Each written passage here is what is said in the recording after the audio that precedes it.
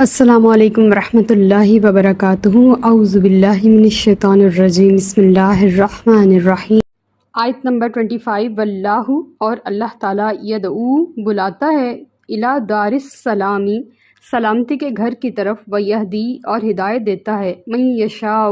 جسے چاہتا ہے، الی صراط مستقیم سیدھے راستے کی طرف۔ اللہ تعالیٰ اپنی پہچان بتا رہا ہے کہ اگر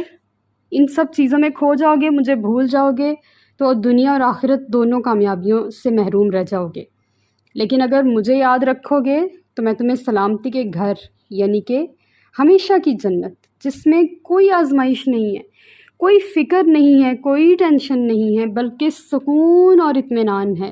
کوئی غم نہیں ہے، کوئی بیماری نہیں ہے، موت کا خوف نہیں ہے،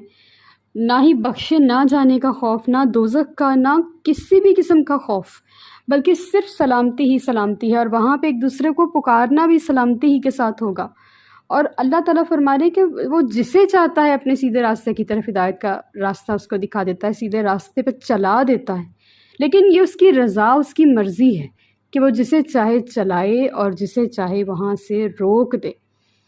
تو ہمیں اللہ سے التجا یہ کرتے رہنا چاہیے کہ مولا ہمیں اپنی ہدایت کے راستے پر رکھنا اور اس پر استقامت عطا فرمانا، اور اسے شیطان کے چنگل اور فریب سے بچا کے ہمیں اس پہ چلانا، اور ہمارا اسی راستے پر خاتمہ ہو جو راستہ تیرے اور تیرے محبوب علیہ الصلوۃ والسلام کی طرف آتا ہے، اور ہماری منزل وہی ہو جہاں تو اور تیرا محبوب ہمیں مل جائیں، آمین۔ آیت نمبر 26، للذین ان کے لیے احسنوا جنہوں نے نیک اعمال کیے، الحسنی نیک جزا ہے، وزیادہ بلکہ اس سے بھی زیادہ ہے، ولا یرحق اور نہ چھائے گا، وجوہہم ان کے چہروں پر، قطر رسوائی کا غبار، ولا ذلہ اور نہ ذلت کا اثر، اولئک یہی وہ لوگ ہیں، اصحاب الجنتی جنتی، ہم فیہا خالدون وہ اس میں ہمیشہ رہیں گے۔ اس آیت میں اللہ تعالیٰ اس سلامتی کے گھر کی بات کر رہے ہیں کہ جن لوگوں نے نیک اعمال کیے نیک اجر ہے۔ اب یہاں پہ جو لفظ ہے احسنوا الحسنی، اس سے مراد ہے تقوی اور ایمان، یعنی کہ جس بندے نے تقوی اور ایمان اختیار کیا اس کو جزا تو ملے گی ہی ملے گی، لیکن وہ زیادہ اردو اور عربی دونوں میں سیم لفظ ہے، اس اجر سے زیادہ ملے گا، جتنا اس کو ناپ تول کے بنتا ہوگا نا اتنا نہیں ملے گا، بلکہ ایمان اور تقوی جس کے اندر ہوگا اس کو اجر زیادہ ملے گا۔ اور قیامت والے دن ان کے چہروں پہ رسوائی کا کوئی داغ یا کوئی نشان موجود نہیں ہوگا، کوئی غبار نہیں ہوگا، نہ ذلت کا کوئی ان کے چہرے پہ پریشانی نظر آئے گی، اور وہ لوگ خوشی خوشی جنت میں داخل ہوں گے، اور وہ اس جنت میں ہمیشہ رہیں گے، اور ان کو کبھی بھی وہاں سے نکالا نہیں جائے گا۔ آیت نمبر 27، والذین اور وہ لوگ کسبوا جنہوں نے کیے سیئاتی برے کام، جزاء بدلہ ہوگا سیئات برائی کا، بمثلھا جیسی وہ کی ہوگی، وترحقہم اور چھا رہی ہوگی، ذلۃ ان پر ذلت، ما لہم نہیں ہوگا، من اللہ ان کے لیے، من عاصم اللہ سے کوئی بچانے والا، کأنما گویا اغشیت ڈھانپ دیے گئے ہیں، وجوہہم ان کے چہرے، قطعا من اللیل رات کے کسی ٹکڑے سے، مظلمہ کالی یعنی کہ کالی رات کے ٹکڑے سے، اولئک یہی وہ لوگ ہیں، اصحاب النار دوزخی، ہم فیہا خالدون وہ اس میں ہمیشہ رہیں گے۔ جو برائی کی سزا ہے اس میں عدل و انصاف کے تقاضے پورے کیے جائیں گے، جتنی کسی نے برائی کی ہوگی، جتنا کسی کا گناہ ہوگا، ایز اٹ از اس کو بدلہ دیا جائے گا، لیکن نیکیوں میں ایسا نہیں ہوگا۔ نیکیوں کی خلوص اور ان کا للہیت دیکھ کر اس کو کئی گنا بڑھا دیا جائے گا، لیکن گناہ کا بدلہ گناہ کے سوا کچھ نہیں ہوگا، اور وہاں پہ جود و سخا کا کوئی عنصر نہیں ہوگا، پہلو نہیں ہوگا جیسے نیکیوں میں ہوگا۔ تو اللہ تعالیٰ فرما رہے ہیں کہ بالکل ویسی سزا دوں گا، لیکن ہوگا کیا کہ جب کسی کے اوپر برا وقت آتا ہے، نعوذ باللہ اللہ نہ کرے، تو ایک دم اس کا چہرہ دیکھنے والا ہوتا ہے، جیسے اس کے چہرے کے اوپر غم طاری ہوتا ہے، وہ ایسے لگتا ہے کہ جیسے غم سے چہرہ سیاہ ہو گیا۔ تو اس روز اللہ تعالیٰ فرما رہے ہیں ان کے چہرے اتنے سیاہ ہو جائیں گے اور ان پر اتنی ذلت چھا رہی ہوگی، اور اس طرح لگ رہا ہوگا کہ جیسے کالی رات کے کسی ٹکڑے سے ان کا چہرہ ڈھانپ دیا گیا ہے، یعنی کہ اتنا سیاہ چہرہ غم سے ہو گیا ہوگا۔ اور اس روز اللہ سے بچانے والا کوئی نہیں ہوگا۔ ابھی بھی اللہ ہی کی طاقت ہے، زمین میں آسمان میں ہر جگہ وہی موجود ہے۔ وہ آسمان سے کوئی آفت بھیج سکتا ہے، وہ زمین سے زلزلہ بھیج سکتا ہے، اس کے لیے کچھ مشکل نہیں ہے، وہ ہر چیز پر قادر ہے۔ آج بھی ہمیں اس سے بچانے والا کوئی نہیں، اگر وہ ہم پر کوئی مصیبت طاری کرنا چاہے یا کسی آزمائش میں ڈالنا چاہے۔ اور کل قیامت والے دن بھی وہی بادشاہ ہے کہ وہ ہمیں اس سے بچانے والا کوئی نہیں، لیکن الحمدللہ الکریم اس نے ہمیں حضور کے امتیوں میں شامل فرمایا۔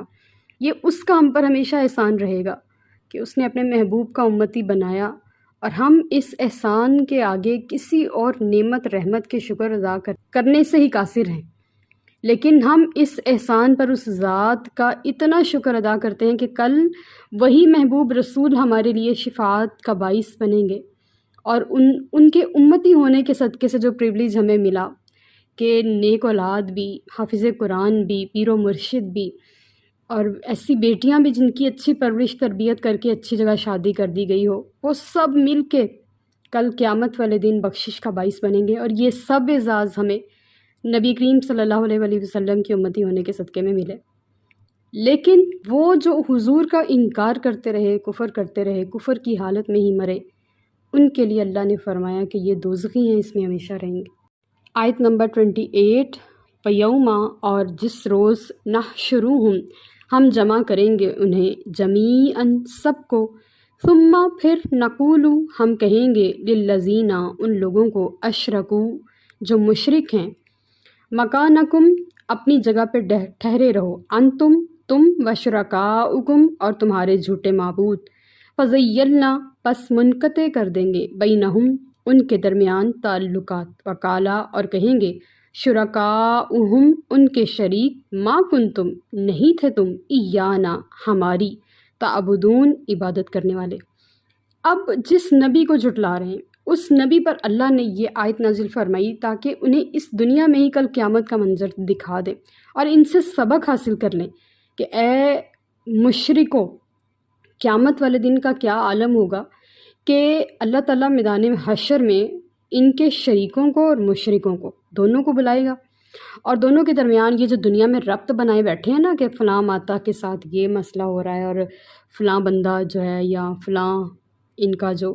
بت ہے یا کوئی بھی شخص ہے یا کوئی درخت ہے یا کچھ بھی ہے جس کی یہ پوجا کر رہے ہیں، یا سورج چاند ستارے ہیں، وہ سارے شریک ان کے سامنے آ جائیں گے، اور یہ جو ان کا دنیا میں کنیکشن ہے نا کہ فلاں نے یہ کیا اور فلاں نے یہ کیا، کل وہ کنیکشن قیامت والے دن ٹوٹ جائے گا، ان کا ربط ٹوٹ جائے گا، اللہ تعالیٰ ان کو منقطع کر دیں گے، کاٹ دیں گے، ایک دوسرے سے توڑ دیں گے، اور اس روز وہ جو بے جان چیزیں جن کی یہ پوجا کرتے تھے، اللہ ان کو گویائی عطا فرمائے گا،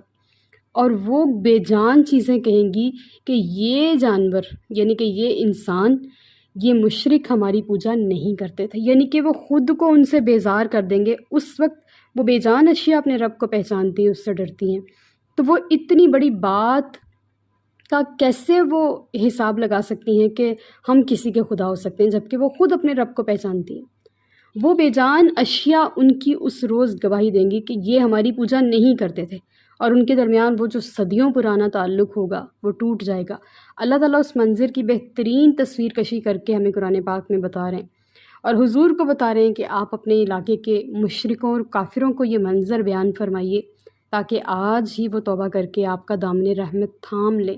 اور مسلمان ہو کے خود کو جنت کا مستحق بنا دے۔ آیت نمبر 29، فکفا، بس کافی ہے، باللہ، اللہ گواہ، شہیدم بیننا، ہمارے درمیان، و بینکم، اور تمہارے درمیان، ان کننا، ہم تو، ان عبادتکم، تمہاری عبادت سے یا پرستش سے، لغافلین، بالکل بے خبر تھے۔ جو مشرک ہیں وہ بت ان مشرکوں کو ڈینائی کر دیں گے کہ تم تو ہماری عبادت کیا ہی نہیں کرتے تھے بلکہ ہم تو خود اللہ کے مخلوق ہیں، تو اس وقت وہ بت گواہی دیں گے کہ اللہ میرے اور تمہارے درمیان بطور گواہ کافی ہے کہ تم ہماری پرستش نہیں کیا کرتے تھے، اور اگر کرتے بھی تھے تو ہمیں نہیں پتہ، ہم نہیں جانتے کہ تم ہماری پوجا کیا کرتے تھے، ہم تو خود اپنے رب کی عبادت میں مصروف رہتے تھے۔ قرآن پاک میں ہی اللہ پاک بیان فرماتا ہے، یسبح لہ ما فی السماوات و ما فی الارض، ہر وہ چیز جو آسمان اور زمین میں ہے وہ اللہ کی تسبیح بیان کرتی ہے، تو خواہ وہ بت ہوں یا کوئی بھی ایسی مخلوق جن کی عبادت کی جاتی تھی، وہ سب خود اللہ کی عبادت میں مصروف تھے، انہیں کیا خبر کہ کوئی ان کی بھی پوجا کرتا تھا، اور وہ خود اپنے آپ کو آگ کے عذاب سے بچانے کے لیے ایسا کہیں گے۔ آیت نمبر 30، ہنالکا، وہاں، تبلو، آزما لیں گے، کل نفس، ہر شخص، ما اسلفت، جو اس نے آگے بھیجا، وردو، اور انہیں لوٹا دیا جائے گا، اللہ،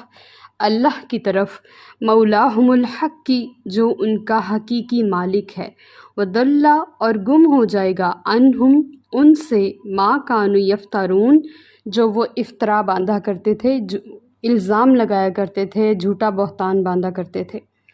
قیامت کا دن وہ دن ہوگا جس دن ہر شخص آزما لیا جائے گا کہ اس نے آگے کیا بھیجا۔ اگر ہم کہیں نا کہ پتہ نہیں کل قیامت کو ہمارے ساتھ کیا ہونا ہے، تو ہمیں پتہ ہے ہم نے جو اعمال کیے ہیں اس کے اکارڈنگ ہی ہونا ہے۔ ہر شخص جانتا ہے، جو پیپر دے کے آتا ہے اس کو پتہ ہوتا ہے کہ میرے اس میں سے کتنے مارکس آ جائیں گے، میں نے کتنے نمبر کا پیپر کیا ہے۔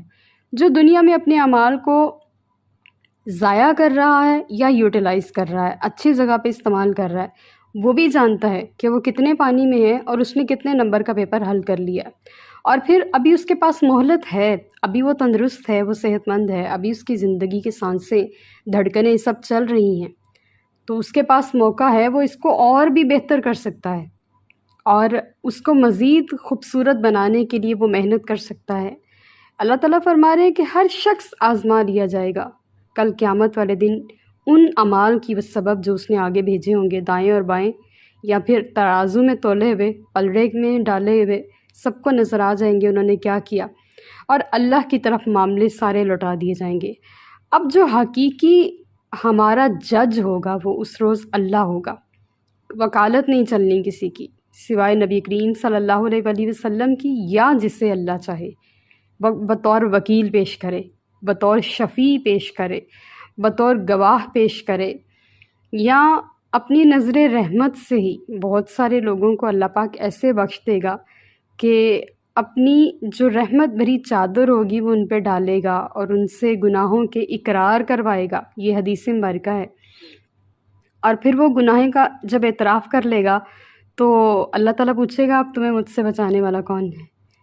تو وہ کہے گا مولا جیسے تو نے پردے میں رکھ کے مجھ سے میرے گناہوں کا اعتراف کروا لیا نا، اب تو ہی مجھے اپنی مخلوق کے سامنے شرمندہ ہونے سے اور ان گناہوں کو معاف کرنے والا بن جائے گا، تو ہی مجھے بچائے گا۔ تو اللہ تعالیٰ مسکرائیں گے اور اس کی بخشش ہو جائے گی۔ یہ سارے معاملات اس روز اللہ کی طرف لوٹا دیے جائیں گے، اور پھر وہ جو جھوٹا بہتان اللہ پر باندھتے تھے، نعوذ باللہ، بہت کچھ اللہ پر جھوٹا بہتان، قرآن پاک کی آیات بھری پڑی ہیں، جو حکم اللہ نے نہیں دیے وہ کہتے ہیں اس کا حکم ہمیں اللہ نے دیا۔ ہمیں پیچھے بھی کتنی آیات پڑھ لی، ہم آگے بھی کتنی پڑھیں گے۔ تو وہ سارے بہتان گم ہو جائیں گے، وہ سارے اعتراضات، وہ ساری افطرا پردازیاں، سب کچھ گم ہو جائے گا، اور ان کے پاس سوائے اللہ کے حکم پر سر جھکانے کے اور کچھ باقی نہیں رہے گا۔ وما علینا الا البلاغ المبین۔ Like, subscribe and share.